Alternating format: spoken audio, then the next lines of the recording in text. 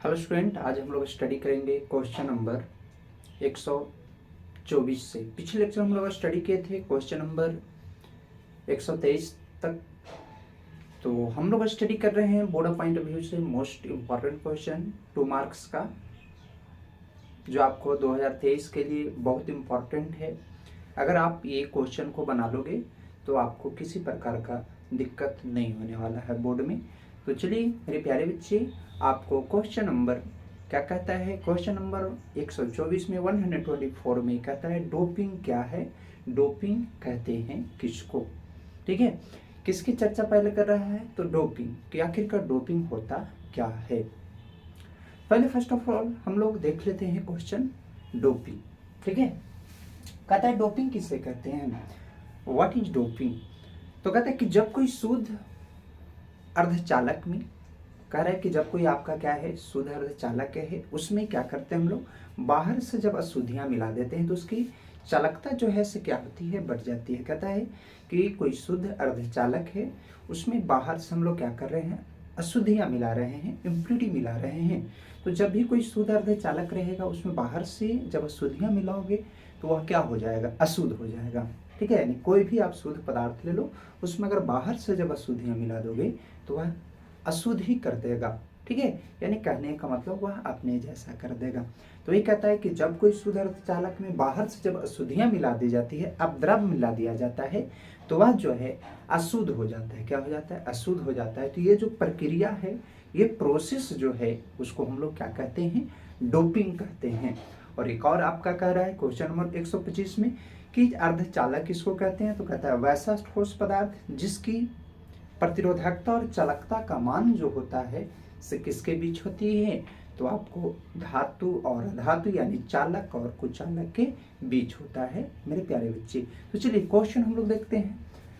कहता है डोपिंग किससे कहते हैं, जब किसी शुद्ध अर्धचालक में अपद्रव्य पदार्थ मिलाया जाता है तो वह अशुद्ध हो जाता है। यानी कहने का मतलब कि जब कोई शुद्ध पदार्थ में बाहर से अशुद्धियां मिलाते हैं तो अशुद्ध हो जाता है।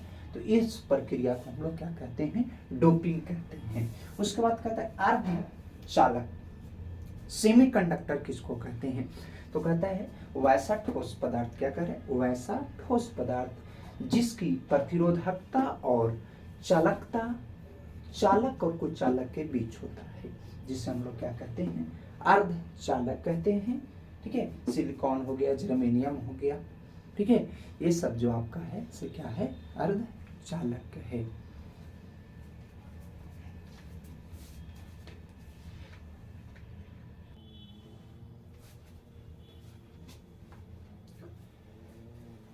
क्वेश्चन नंबर 126 में क्या कहता है, तो कहता है जेनर डायोड तथा पीएन जंक्शन से आप क्या समझते हैं। कहता है कि जेनर डायोड और पीएन जंक्शन से आप क्या समझते हैं। ठीक है, कहता है what do you mean by Zener diode and PN junction. तो फर्स्ट ऑफ ऑल हम लोग किसके बारे में स्टडी करते हैं, तो जेनर डायोड के बारे में स्टडी करते हैं। तो कहता है Zener diode, Zener diode PN junction का ही रूप है। कह रहा है कि जेनर डायोड जो है से किसका रूप है, तो कहता है पीएन जंक्शन का ही एक रूप है, लेकिन इसमें कुछ विशेष गुण होता है। कहता है कि जेनर डायोड जो है से आपका पीएन जंक्शन का ही रूप होता है, लेकिन इसमें कुछ विशेष प्रकार का गुण भी होता है। क्या होता है, तो कहता है पीएन जंक्शन को जेनर डायोड बनाते हैं। कहता है कि पीएन जंक्शन का निर्माण भी होता है, तो किसके कारण होता है, जेनर डायोड के कारण ही होता है। यानी पीएन जंक्शन बनता भी है तो किसके कारण बनता है, तो जेनर डायोड के कारण ही बनता है। कहता है कि जेनर डायोड जो है से एक प्रकार का मशीन है, एक प्रकार का डिवाइस नहीं है। ठीक है, यह जो है से एक प्रकार का संधि है, यानी एक पी टाइप अर्धचालक और एक एन टाइप अर्धचालक दोनों मिलके निर्माण करता है। कहता है कि आपका जेनर डायोड जो है पीएन जंक्शन का ही रूप है।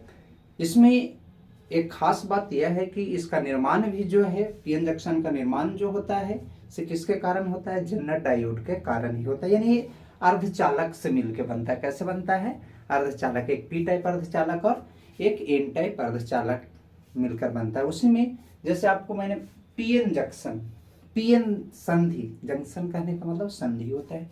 तो कहता है कि जब पी टाइप अर्धचालक और एक एन टाइप अर्धचालक जब दोनों को आपस में मिलाते हैं तो क्रिस्टल का निर्माण होता है।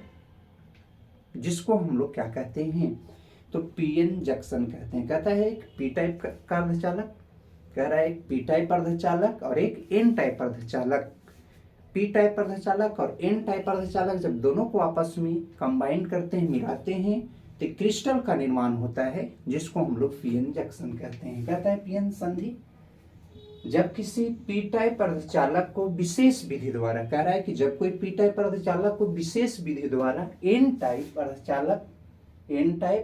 अर्धचालक क्रिस्टल के साथ जोड़ा जाता है, तो इस प्रक्रिया को क्या कहा जाता है, पीएन संधि कहते हैं।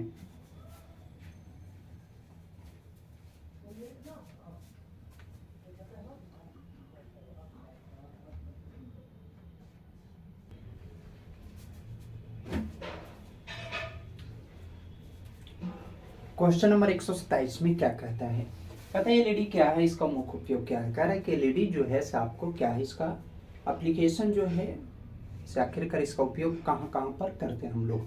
तो फर्स्ट ऑफ ऑल कहता है एलईडी होता क्या है, तो कहता है कि LED light emitting diode, light emitting L for light, E for emitting, D for diode. कहता है प्रकाश उत्सर्जन डायोड, वही कहता है प्रकाश उत्सर्जन डायोड एक अर्धचालक डायोड है।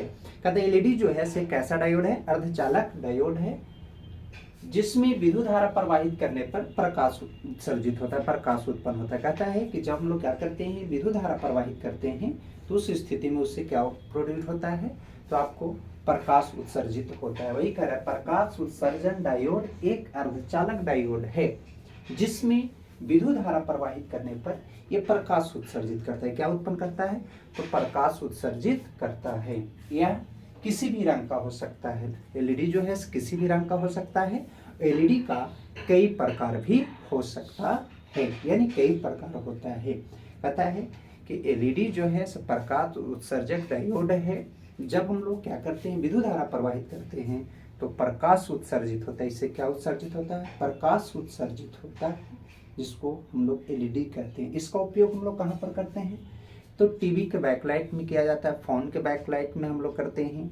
फिर हम लोग इसका यूज जो है एलईडी के, जो आपका एलईडी होता है, टीवी एलईडी होता है, उसके डिस्प्ले में भी इसका इस्तेमाल किया जाता है। ऑटोमोबाइल में भी इसका यूज करते हैं, और रोशनी को कम करने में भी हम लोग किसका इस्तेमाल करते हैं, तो एलईडी का उपयोग करते हैं।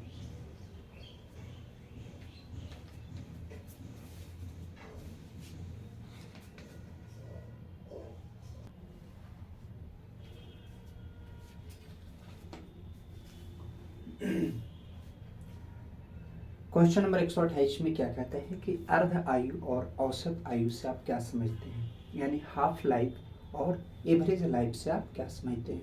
हाफ कहने का मतलब आधा, अर्ध समय की बात किया जा रहा है।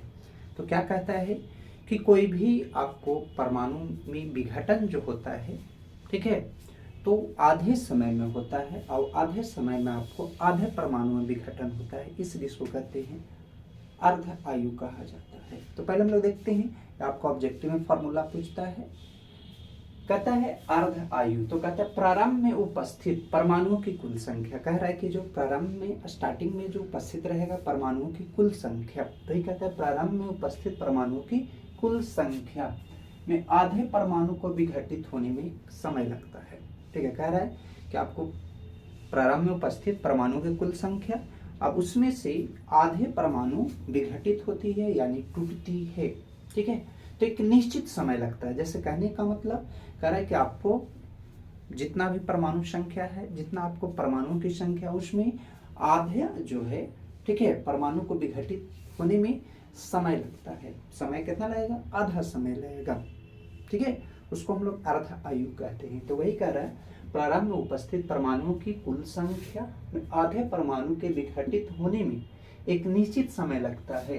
जितने समय में परमाणु की आधी संख्या विघटित होती है, कहता है जितने समय में परमाणु की आधी संख्या विघटित होती है, टूटती है, तो उस समय को क्या कहा जाता है, अर्ध आयु कहा जाता है, जिसे T या T हाफ से सूचित किया जाता है। Formula 0.693 by lambda. ठीक है, ये आपका लैम्डा है, छायनीय तांक है। कहता है कि प्रारंभ में उपस्थित परमाणुओं की कुल संख्या में आधे परमाणु के विघटित होने में एक निश्चित समय लगता है। तो जितने समय में परमाणु की आधी संख्या विघटित होगी, जिसको हम लोग क्या कहते हैं, आयु कहते हैं।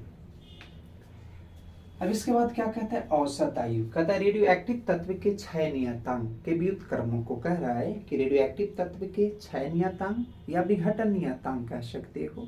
ठीक है, तो वही कह रहा है रेडियो एक्टिव तत्व के क्षय नियतांक के व्युत्क्रम को क्या कहा जाता है, औसत आयु कहते हैं। ठीक है, इसे TA से सूचित किया जाता है, यानी TA बराबर 1/, क्या होता है, लैम्डा। किसका व्युत्क्रम हो गया, तो आपको क्षय नियतांक के व्युत्क्रम को हम लोग क्या कहते हैं, तो उसको हम लोग औसत आयु कहते हैं।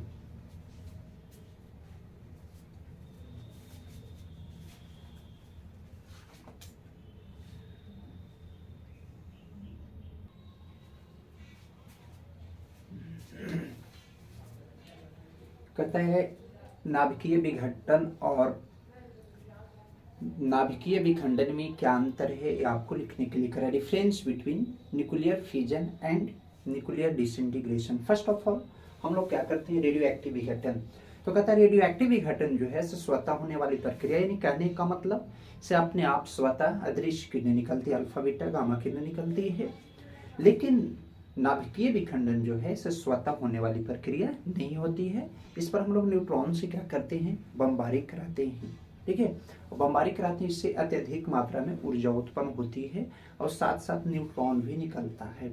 लेकिन आपको नाभिकीय विघटन में अल्फा बीटा गामा किरणें आपको उत्सर्जित होती है, निकलती है।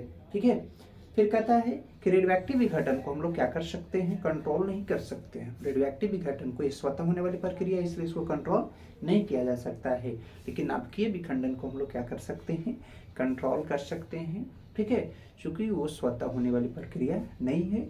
वो कैसे, तो उसमें हम लोग न्यूट्रॉन से बमबारी कराकर उसको हम लोग तोड़ रहे हैं। तो ये आपको डिफरेंस लिखने के लिए कह रहा है। तो कहते हैं पहले रेडियो एक्टिव विघटन और नाभिकीय विखंडन के लिए दो को मैंने क्या किया, कॉलम। जब भी अंतर लिखने के लिए कहेगा तो दो कॉलम बनाना है इस प्रकार, एक तरफ रेडियो एक्टिव विघटन और एक तरफ नाभिकीय विखंडन। कहता है पहला पॉइंट, रेडियो एक्टिव विघटन स्वतः होने वाली प्रक्रिया नहीं। कहता है रेडियो एक्टिव विघटन जो है स्वतः होने वाली प्रक्रिया नहीं है, ये प्राकृतिक में मुक्त अवस्था में पाए जाते हैं। लेकिन इसका जस्ट उल्टा, नाभिकीय विखंडन स्वतः होने वाली प्रक्रिया आपको नहीं है। ठीक है, इस पर हम लोग न्यूट्रॉन से क्या करते हैं, बमबारी कराते हैं। आपको ये हो गया कि स्वतः होने वाली प्रक्रिया है, ये जो है स्वतः होने वाली प्रक्रिया नहीं है। इस पर हम लोग न्यूट्रॉन से प्रहार कराकर तोड़ते हैं। फिर दूसरा कहता है रेडियो एक्टिव विघटन की दर नियंत्रित नहीं किया जा सकता है। रेडियो एक्टिव विघटन को हम लोग कंट्रोल नहीं कर सकते हैं, लेकिन नाभिकीय विखंडन की दर को हम लोग कंट्रोल कर सकते हैं। नाभिकीय रिएक्टर के माध्यम से, न्यूक्लियर रिएक्टर के माध्यम से हम लोग उसको कंट्रोल कर सकते हैं।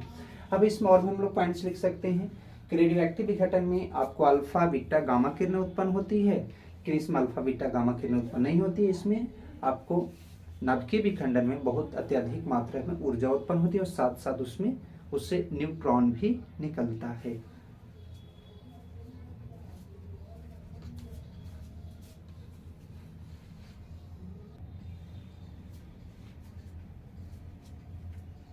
क्वेश्चन नंबर 130 में क्या कहता है, नाभिकीय बलों के गुणों को लिखने के लिए कहता है right the properties of nuclear force. कहता है कि न्यूक्लियर फोर्स यानी नाभिकीय बल के गुण क्या क्या होता है। पहला कहता है नाभिकीय बल आकर्षण बल होता है।